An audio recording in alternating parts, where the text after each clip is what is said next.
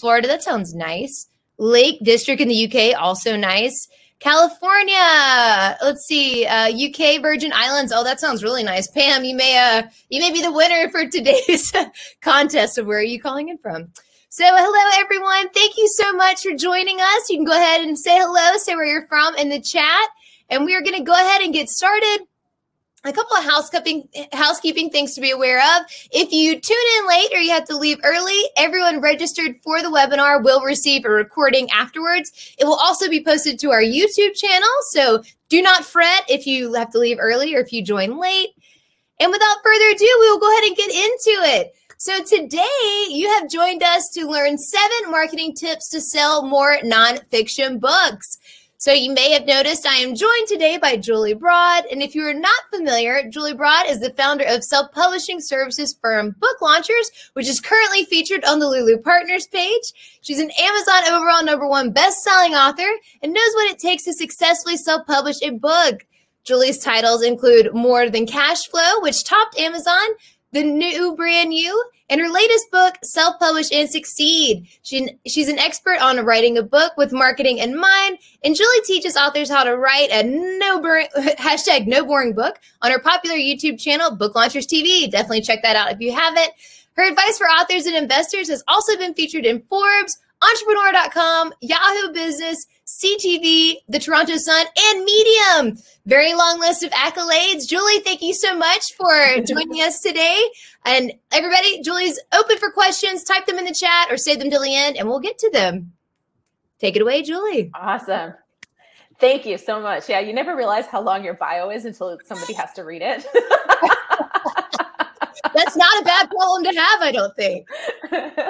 Well, it's better than having nothing in there. But anyway, so welcome, everybody. We're going to talk about marketing. And what I teach is primarily focused on nonfiction, although many people say that a lot of the things will apply to fiction. So if you only write fiction, you may still get something from this. But I am focused on nonfiction. That's all I've written. That's all my company works on. So that's where my marketing expertise lies. So before I dive into the tips, I want to give you just a really quick background so you kind of know where I'm coming from and how I got into self-publishing and really why I'm so into marketing books and why I have the approach that I have. So I started into kind of the self-publishing world without even knowing it as a result of real estate. And I got into real estate because of a book that was actually self-published when it first came out. Many people don't realize that Rich Dad Poor Dad was a self-published book. He started selling this book by getting it into car washes. I was going to say gas stations, but it was car washes. And that's how he started to sell the book. And it just happened to land in the hands of one person who then bought a whole bunch of copies, and it kind of just spread from there.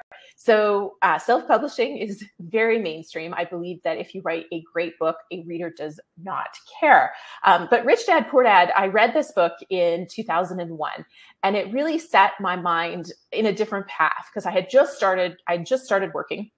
And I was thinking, I really got to get my money working for me. And that's when I looked around and said, okay, I'm going to start investing in real estate. So I started buying property. I convinced my boyfriend at the time to partner with me, and we bought 2 properties and just kept going from there. And over the years, buying property, we experienced a lot of crazy things, like a property manager that robbed rent money from us, a property that actually ended up turning into a crack house. And it was just an absolute disaster. So I had all these stories of lessons that we had learned. And I started writing a newsletter, and I started building a bit of a platform in the real estate space. And I got approached. I got introduced by a couple of publishers, and Wiley was interested. I told them I had a book idea, because a lot of us do. We all sit on these book ideas. And when they were interested in working with me, I was like, oh, great, I've got a book idea. And they said, oh, no, that book's been done before. But they said, but we've got an idea.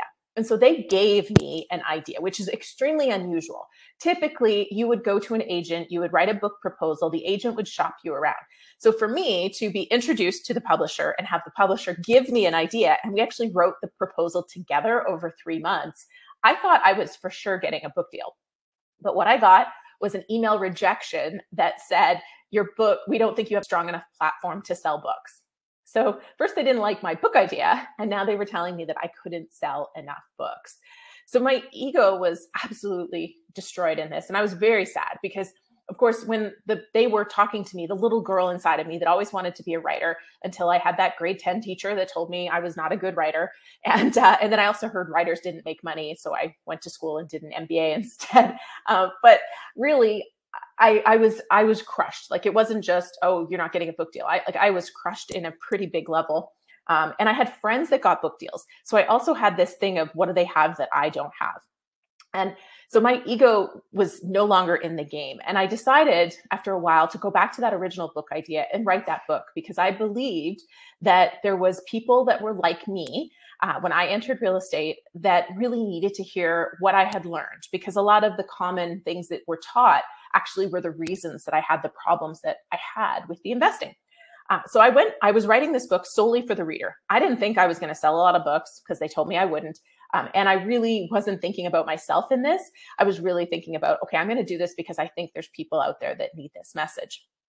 And because of all of those things, I was able to write a book that ended up going to #1 on Amazon. So this is bestsellers in books. That's my book, More Than Cash Flow.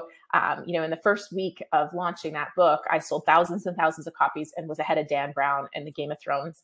I was #1 for, I think it was like not quite 2 full days, but I was in top 100 for 45 days on Amazon. So, and this is really because of my marketing first approach and my reader focus. So those are 2 kind of themes that are going to run through my 7 tips today, because I accidentally did it right. And then we've been doing it with all of the authors that we've worked with at Book Launchers. And the ones that do this really intensely are the ones that usually rise to the top and sell books and connect with readers and have a really strong impact with their books.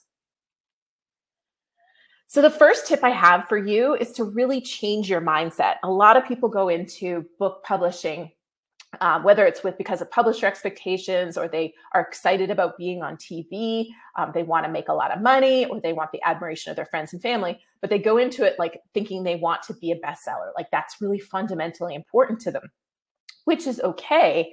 But the mindset of focusing on these things, and I've done all of these things, right? I have a few pictures there of being on TV. I was on a lot of morning shows, a lot of morning news shows in Canada, which is where I'm from originally. I live in Las Vegas now. But I was in the papers, I was on the radio shows, I did the TV. And what I can tell you is that, a lot of the things that you think are going to happen as a result of those things don't happen. Cool things do happen, but a lot of people think, oh, you get a #1 bestseller book, now you're going to be on Oprah and you're going to get to dance with Ellen. None of that happened. And when I was on TV, it actually didn't sell books. Was a really interesting thing that I've heard from a lot of other authors is those morning news shows, or even those afternoon news shows, they look great on your social media. They definitely add credibility, but they don't actually sell books. And so driving towards those kind of things, if your goal is to have an impact on your reader and sell more books, they may not be in alignment. And ultimately, what thinking about being a bestseller does is it puts your ego right up there in the driver's seat. And when your ego's in the driver's seat, you'll make a lot of decisions that can really make you stumble as an author. And I see this all the time because I call them your 4 monsters. And when your ego is in charge, your 4 monsters are so strong and powerful, it can stop you from writing a book altogether, or it can have you picking the wrong title, picking the wrong cover, going the wrong direction with your book, because your monster's in charge. And what the monsters are: fear of failure, fear of success, a imposter syndrome, and a fear of judgment. And so as soon as you're focused on being a bestseller for the media, for the money, for the family admiration, or if you have a publisher, then those monsters are going to be in charge, and it's going to be a very, very hard journey. So my recommendation is to put your reader at the center.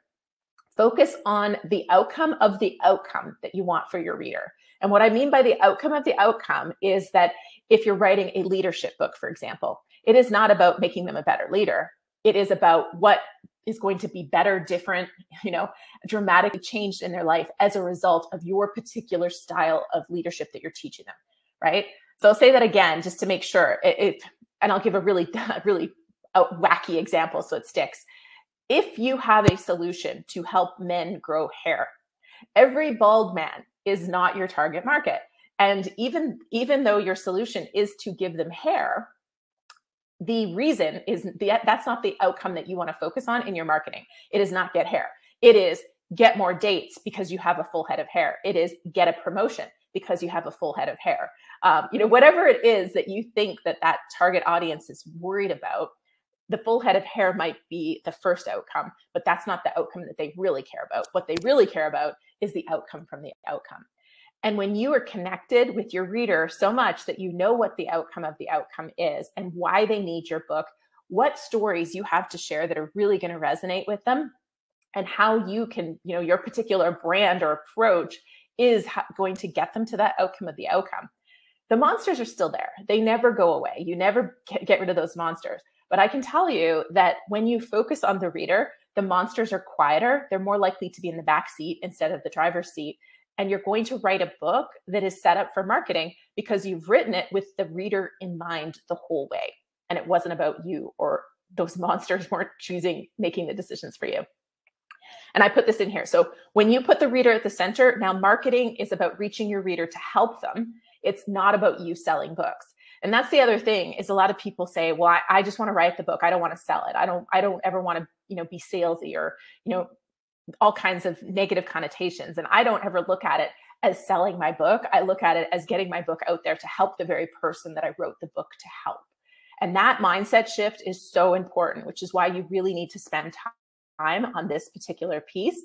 And the better you do this piece, the stronger your marketing will be, and the easier it will be for you to be out there saying, hey, review my book. Hey, because you got to do that. You need book reviews. And hey, I've written a book.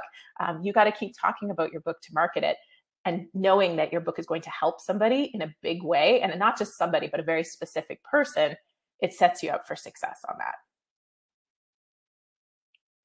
All right. Tip number 2 is create your marketing focused hook before you start writing. So we have some tips for those of you whose books that's already out and you're looking for marketing. But truthfully, one of the reasons I started Book Launchers was because so few authors that are self-publishing are thinking about marketing their book before or while they're writing their book.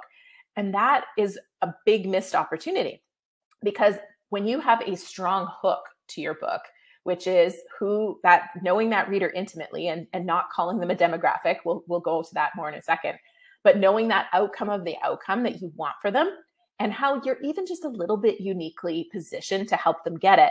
That forms the hook, which is that through line of your book, which sets it up for marketing success. And a lot of people write a decent book, but they're lacking that juicy hook that ties everything together. And really, it's that thing when the reader closes the very last page of your book, what are they now empowered and equipped to go and do? And what's that going to change in their life? That's what that is. And the stronger that is, the more you have behind you when it comes to marketing juice, to get podcasts, to get media, to get on TV, even to sell it on Amazon, because it's going to pop out to the people that this is a really good fit for, which is what you want. So let's talk about that reader a little bit, because this is the reason that my book went to #1 on Amazon. And so your reader is not a demographic.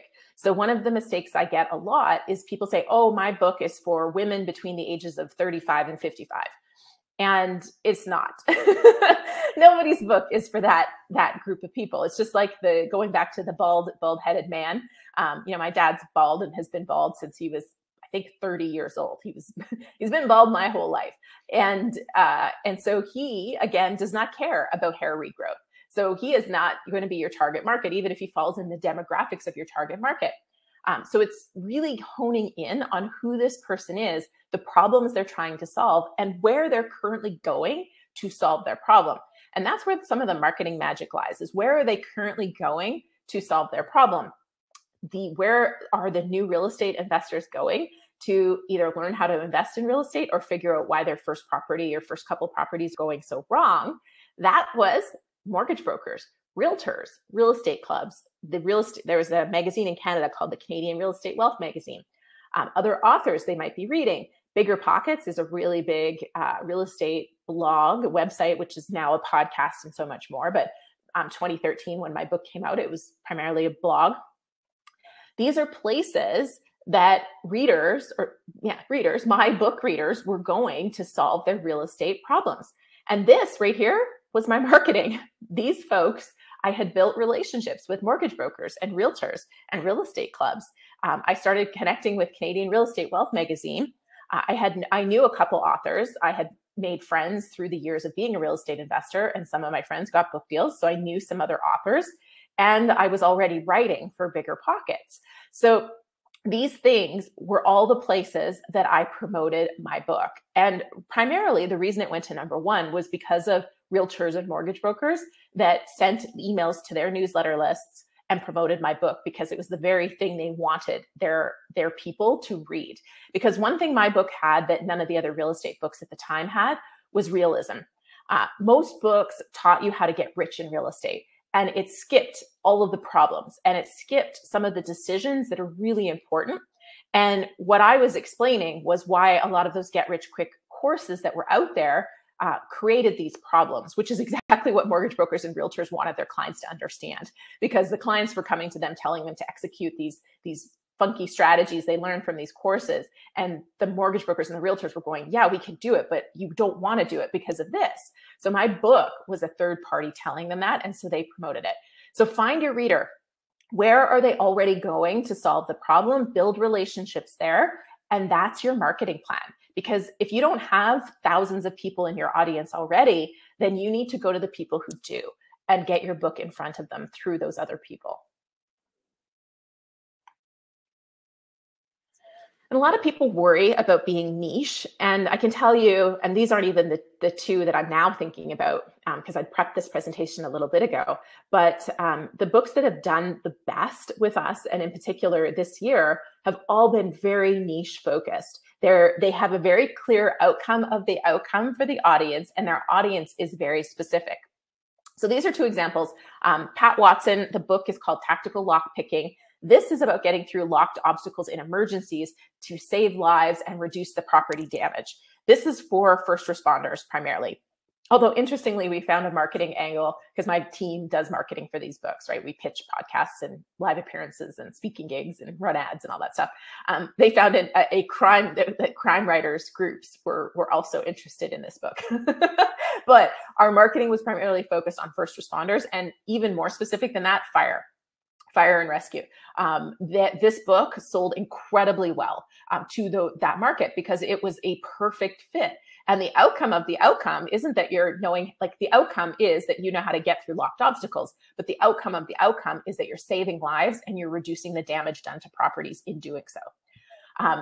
Teaching with the heart in mind is it's not about being a better teacher, although that is the first outcome.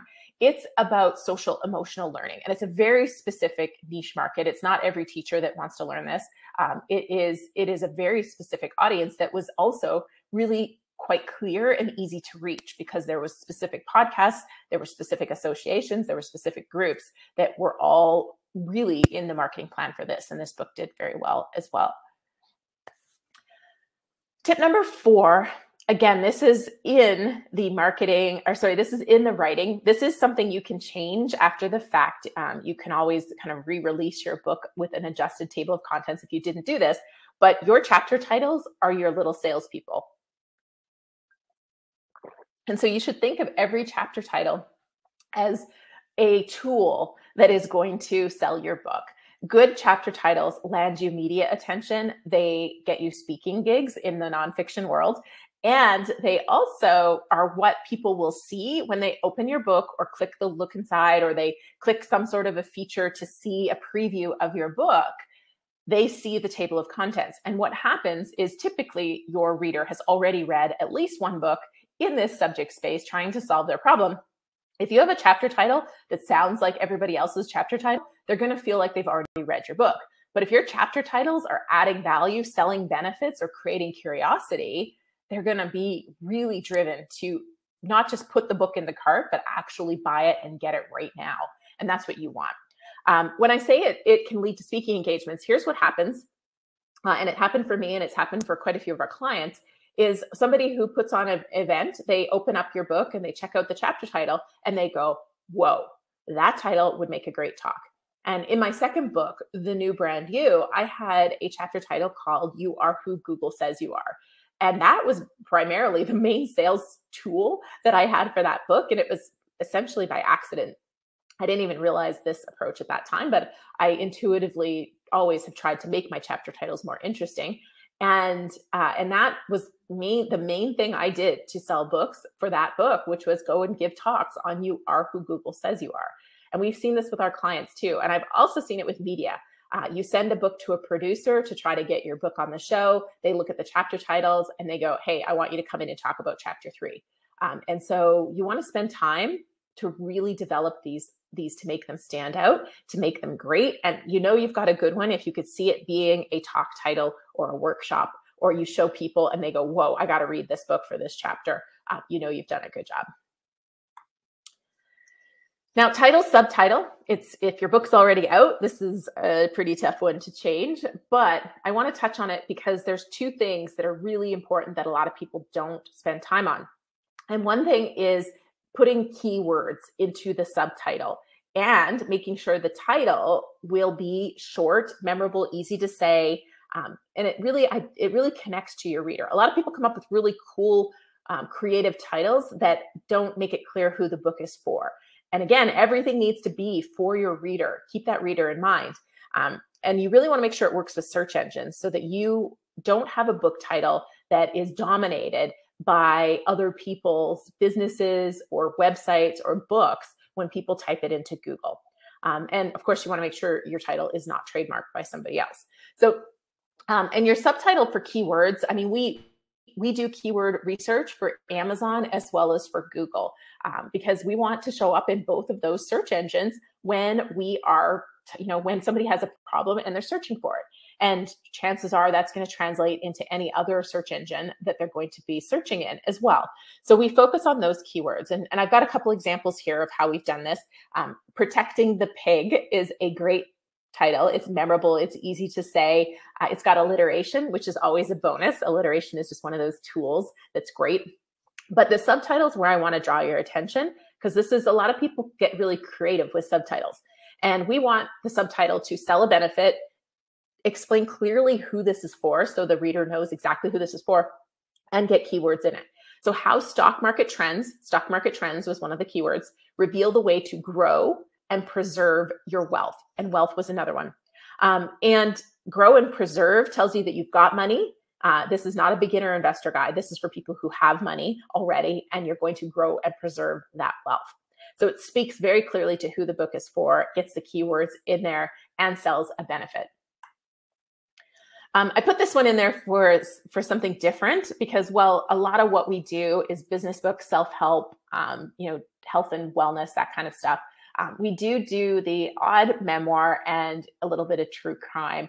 And this one is a story from the perspective of the Golden State Killer's brother-in-law, and who was also his roommate for a while and was pretty close to him while he was doing the crimes.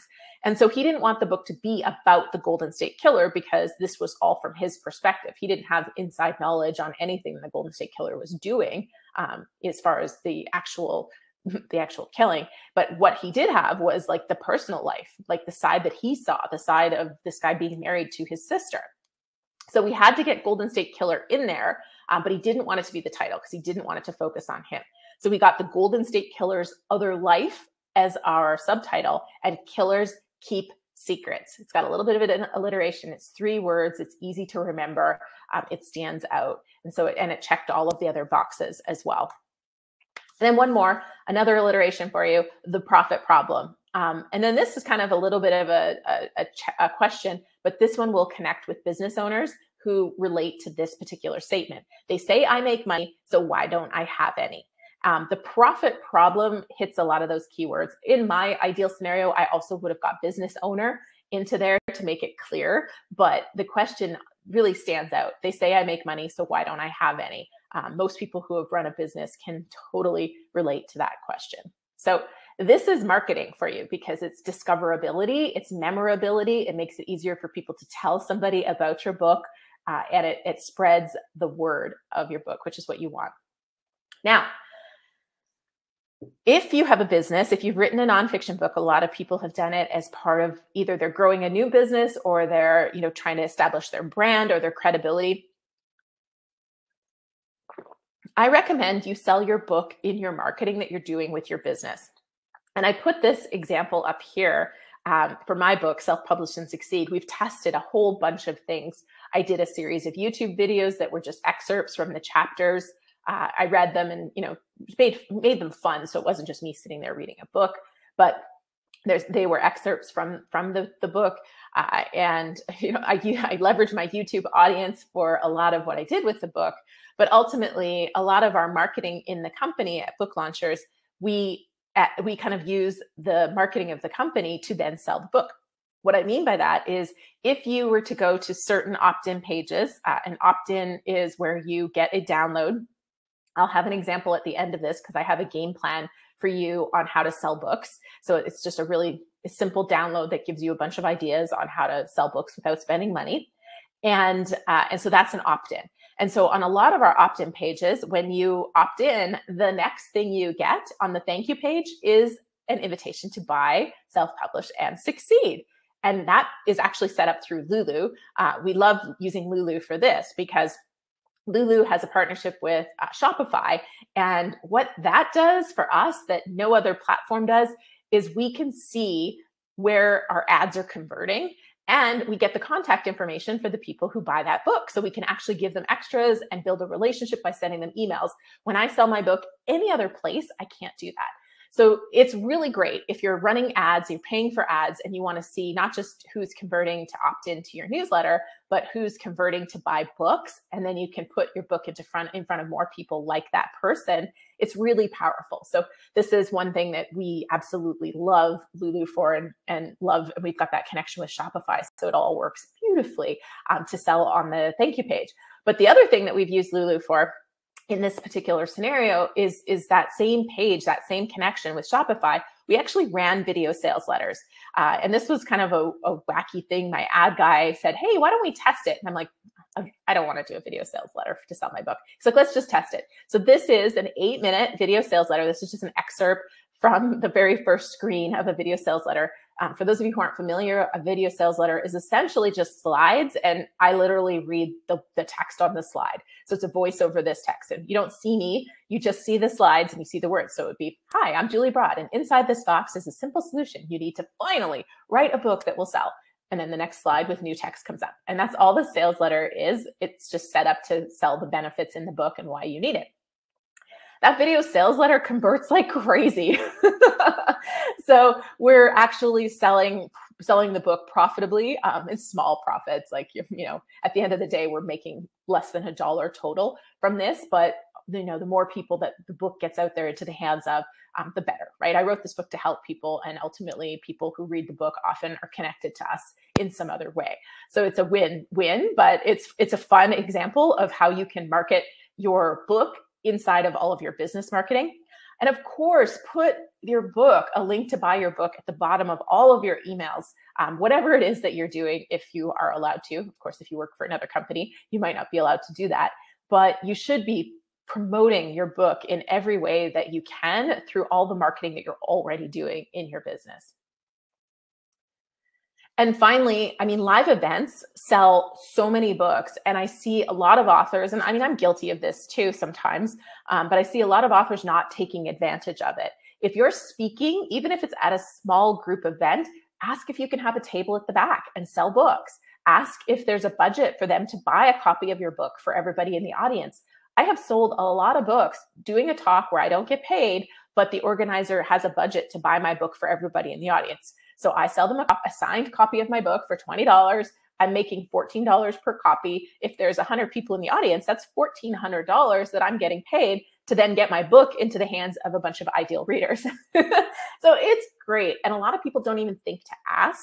So if you start by planting this seed now, I hope that you think to ask. And then host events at libraries. If you don't have a big audience right now and you're trying to establish yourself and grow, start small. Host little events at local libraries. Connect with other authors in your genre and pitch this to local libraries. They're always looking for programming. Even some local bookstores are happy to have programming. Some local businesses. I've done events in my community at my CrossFit gym because I was an integral part of that community. We did a big fundraiser called Burpees for Books. Every time somebody bought books, we did burpees. We live streamed it. People were there to watch and cheer it on. And proceeds went to a local charity that mattered to people. So there's lots of innovative ways. Sometimes you have a tie-in if you've got a book that's about health and wellness. Maybe there's your local gym or your local health and supplement store. Start connecting with different businesses and get creative. And ultimately, the more you can connect with other authors who are serving the same audience, the more creative options you guys might come up with. Sometimes newsletter swaps can be great. You can have each other on your live streams or your videos. There's lots of ways that you can support each other. And, I had the author in Canada, the RRSP secret, which is like the 401k. He gave me a course in my book promotion. And I bought a whole bunch of copies of his book and I did bundles. And so at a lot of events, you could buy my book and his book together and it was a bundle. So there's lots of different ways that you can work with other authors, but you got to connect with them first.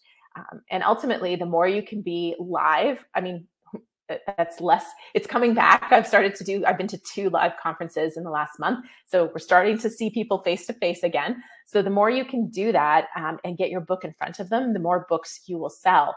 And just like Rich Dad, Poor Dad, sometimes all it takes is just one person who happens to have a large company and they want to buy a copy of your book for everybody, or they happen to run an event where they want to, show everybody, or they happen to be friends with an influencer who this book is perfect for, and they give that influencer a copy and next thing it goes. But none of that happens if you're not consistently getting out there. And sometimes it can feel like you're doing nothing, but if you just keep getting your book out there, one day you'll hit that person who's going to make a difference, especially if you've really focused on creating a book that has an outcome from that outcome for the reader, because that reader-focused positioning of the book is vital to all of these things working.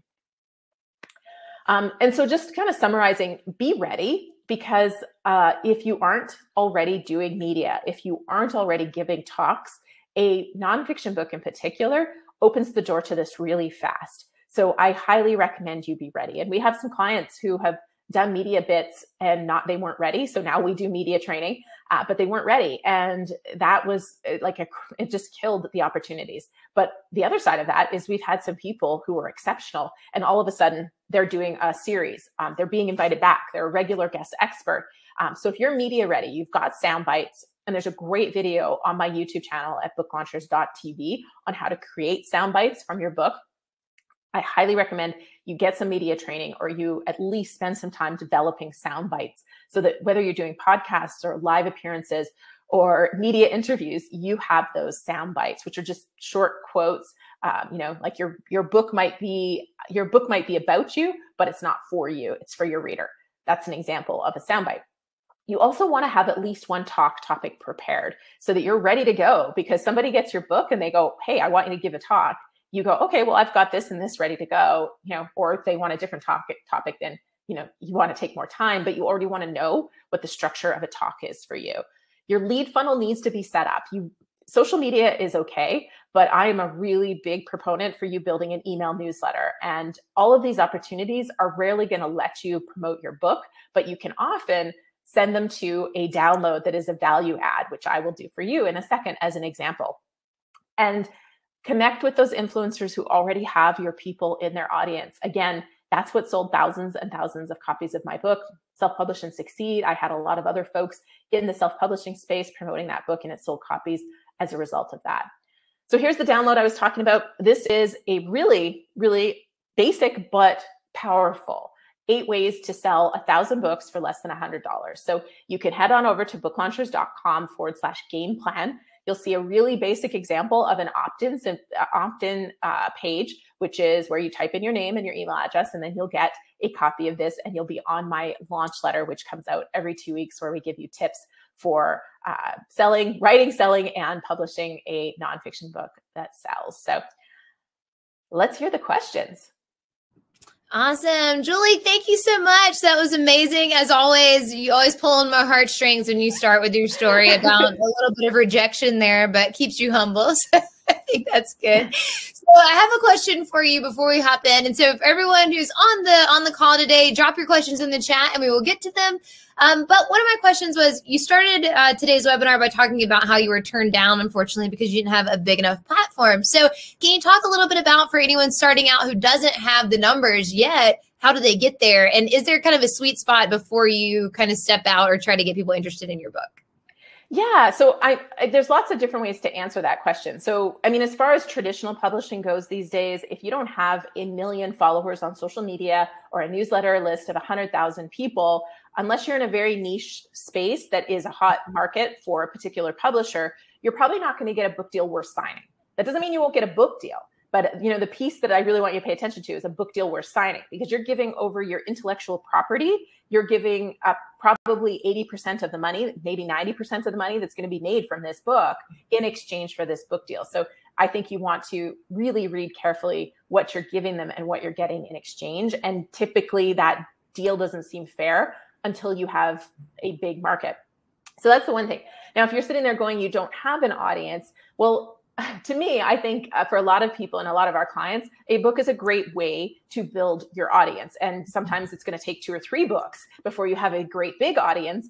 But, you know, a book is that tool that opens the doors that helps you grow that audience. So for me, with More Than Cash Flow, I was doing a little bit of speaking. But after my book, I was on TV everywhere. I was in newspapers. I was speaking all over the place. And the book was the thing that established me as an expert, that people went, oh, she's written the book on the subject. Like, let's have her do this talk. Let's have her on our news show. So the book can help you grow that audience. The big thing is the expectations. So a lot of people see the bestseller. They're like, oh my gosh, they sold thousands of copies. That didn't happen overnight. So the people who sell thousands of copies when their book launches have typically spent years developing that audience, because an audience takes time for the vast majority of people. So you just have to manage your expectations and go, okay, my book is going to grow my audience, and then I'll write another book in the future and I'll have an audience to sell that book to, versus thinking my book's going to come out and I'm going to sell 1,000 copies, you know, day one. That rarely happens. Yes. And I would say if you get to the point where you have that larger audience, then just go the self-publishing route. Why even get a publisher involved once you built the audience? But sort of that weird catch-22 now that we're in the age that we are, where everyone can kind of vet and see, oh, you have this amount of followers, and then somehow correlate that to your worth, which is a bit unfair. But once you build the audience, just market to them yourself. All right. Well, so, that's such a good point. As you were saying that, I was like, well, gosh, why do you even need the agent at that point, right? Or the big publisher. So Cheryl asked, it's an interesting question, but your tips that you gave, do these work if you use a pen name? I've never really considered using a pen name in nonfiction, but what would that look like? Or what is your advice there? Yeah, yes, to a point. And so there is a limitation. We've done a handful, definitely a handful. And one of the books I talked about today was written by a pen name, a person with a pen name. And so it does work, but you get limited depending on what the pen name is for. So some people have a pen name to differentiate brands, which is fine. Like if you write fiction and you write nonfiction, you may want to have 2 different pen names, but you're still showing up as you. That's totally fine. But if you were doing it to remain anonymous, which was the situation for one of our clients, it does limit things, because you might still be able to do podcasts if you're okay with your voice being heard, but you're probably not doing live appearances, which limits a lot of the marketing. But if you go back to that reader and you're really making your book discoverable, and you're still able to connect with other influencers in the space as your pen name, so you kind of build a brand around that pen name, it can still work.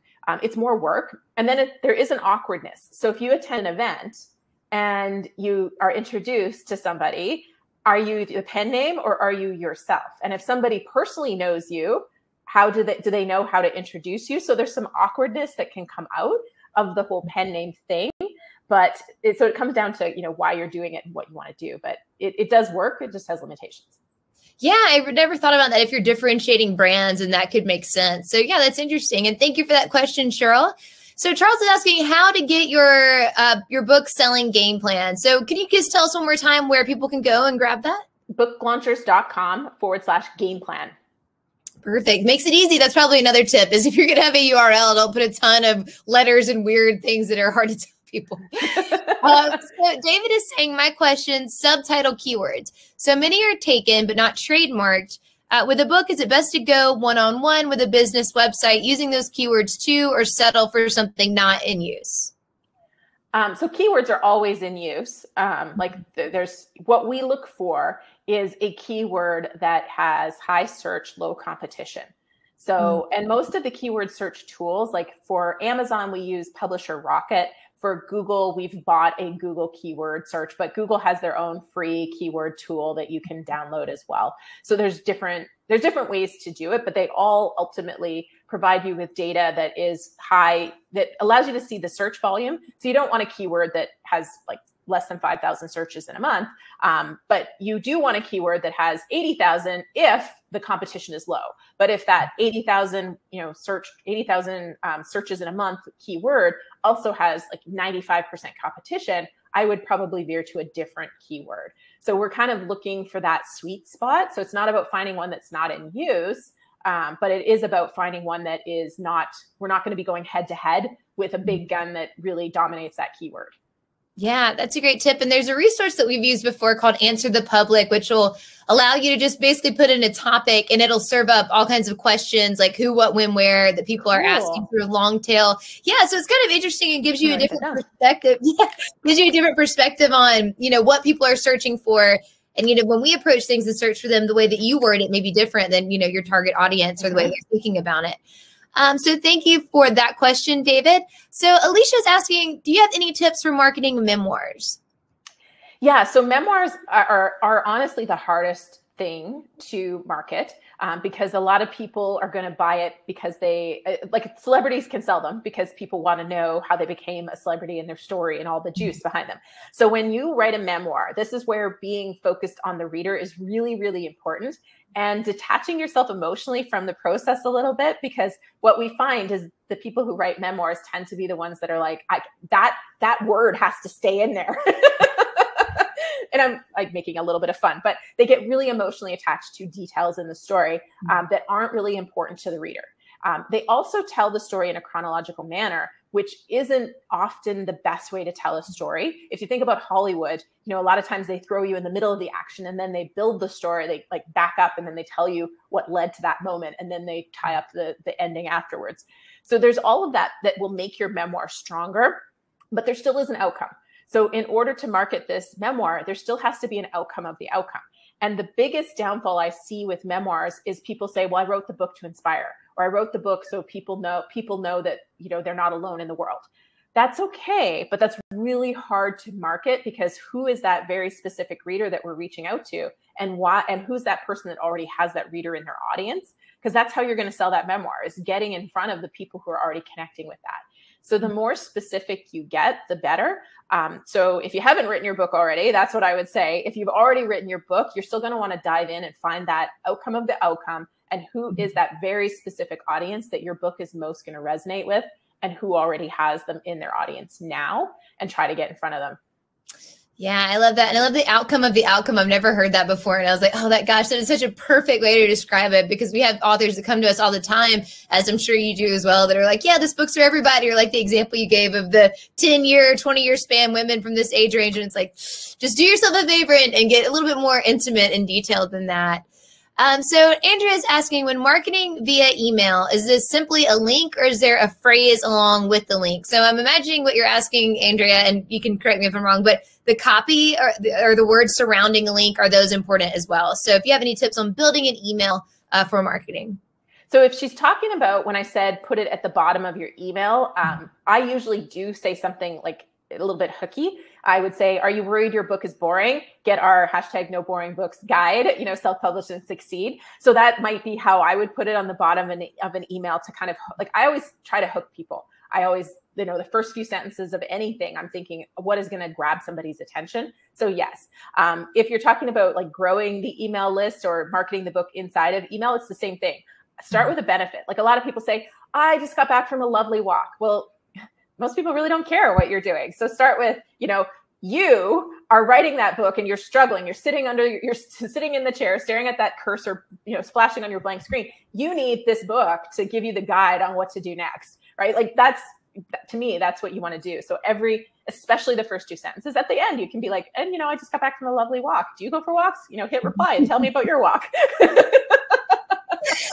Yes. Yeah. It reminds me of when you go to look at recipe blogs and it just like starts with like just 4 paragraphs, like what they did that afternoon. I'm like, what is the oven temperature? That's really all I need to get from this. So yeah, I think that really goes back to your point about putting the reader in the center. And then, that really can help you dictate the language that you're using and what you want to highlight. And yeah, maybe burying that walk a couple paragraphs in is a better move.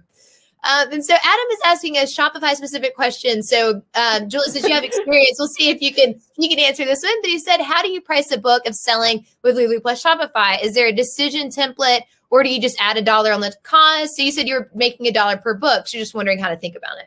Yeah. So the $1 per book is after my ad costs. That was the example I was saying. I don't actually know the specific numbers, but I think I don't know. You'd know your Lulu print costs and that piece a little bit better.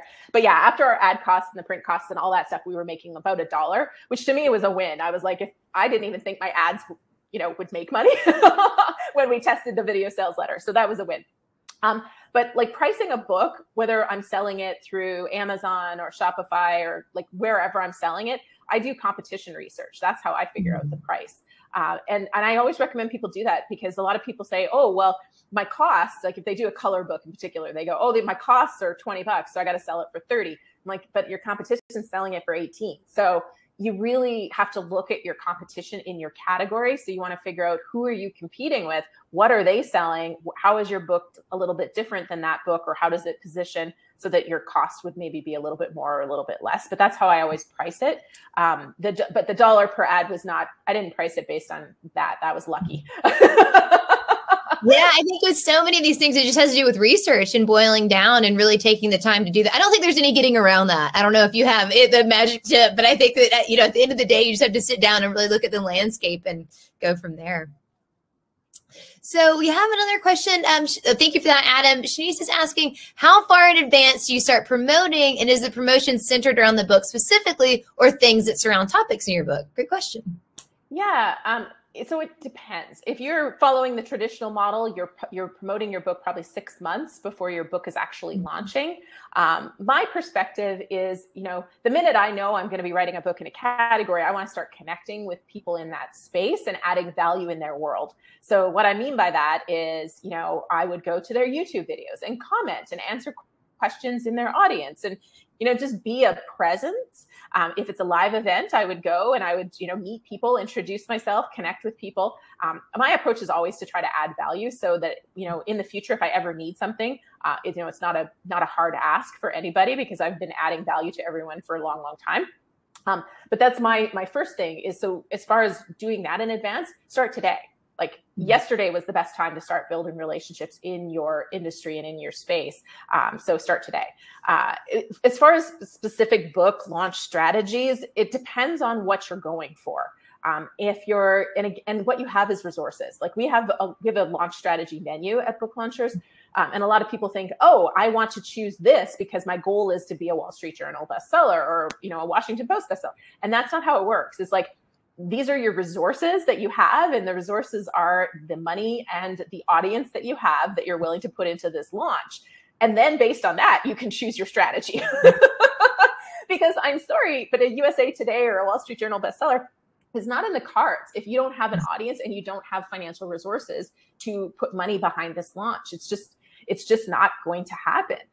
Maybe someday in the future, but with this particular book, it's based on your resources. So if you're going for that kind of a bestseller, you need like 4 to 6 months in advance in order to coordinate sales because there's a whole bunch of things that work and don't work in order to get yourself ranked there. If you're using this book to build an audience, we usually starting to build reviews and starting to build momentum 6 weeks before launch. So we wait until the book is completely done and we can hand out copies.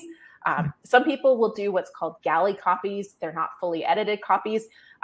We don't like to do that as self-published books because people still have a little bit of a stigma. And if you've got a bunch of errors in your book that you're handing out to get reviews to start to build momentum, it can, it doesn't feel as good to people to promote it. They won't feel as confident. So we want that finished version. We start promoting it once we have the finished version. And that's usually 6 to 8 weeks before launch. Perfect. All right. So the next question is, okay, let's see. So Cheryl's coming back with, I started my title, boom, et cetera, et cetera. Would boom be presented as a give or a take? Sure. I'm not sure. Julie, I'm not sure if you maybe understand that question better than I do. I mean, need some clarification on that. So Cheryl, if you could just drop a little bit of clarification in the chat, we'd appreciate that. All right. So MJ is asking, if the book is already published, where can you include those high search keywords? Amazon or et cetera? In your description, your book description. Yeah, we update, and we do keyword research every 6 months to update, especially in the health and fitness space. Those keywords change a lot. So we want to update your book description and your author bio. By the way, you can also sneak keywords into your author bio. That's another great place. But yeah, so that's where we would primarily put it. And then your website, of course, you want to be looking at keywords for your website too. Oh, so after this is updated, so you would recommend for an author every 6 months to just kind of review and clean that up. That's a great tip. You heard it here first, folks. Hot take. Okay. All right. Thank you, MJ. So Eddie is asking, or Edie, will there be a replay? There will, and you will get that link after this broadcast. Let's see. Alicia says, very helpful information. Yes, I've already written and published, so just have to find the outcome of the outcome. Yes. And actually, that's a good point with something I wanted to ask. So for the folks who have already published and are realizing they're not hitting those goals or not seeing the results they want, is there a best place to start? I mean, when you go back to the drawing board, do you have any tips on how to, get it right the second time? Yeah, so it depends. So what we usually do is we look at Amazon ads because it's the only place we can get good data. And so what we'll look at is we'll figure out why is it not performing. And so if you're not getting any connection whatsoever, so you're not even getting impressions, then there's a fundamental mismatch between like the keywords aren't there. So we would start with the keywords to line that up. If we are getting impressions, but we're not getting clicks, it's either the title or the cover. And the only thing you can change is the cover. So we would change the cover to test that. If that works, but we're getting clicks, but we're not getting conversions, then we look at the description and see if we can pump up the description. And the first line is usually what we really have to pump it up and really make sure that we're, again, selling to that outcome of the outcome and really, screaming at that specific reader that this is the book you need to read to solve your problem.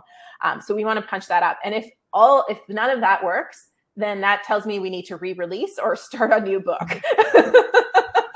It depends. It's like, gosh, I guess if you get to the and nothing's working, then, at some point you just have to kind of call it and start over and move on to the next one. So David's asking, if you already have a successful website in the book's topic, is it best to stick with that website to market your book? Or is it worth it to also create a separate website just for that book? Good question. Yeah, I do both because, and mostly you can use it on your website. It's totally fine. Put a page up there.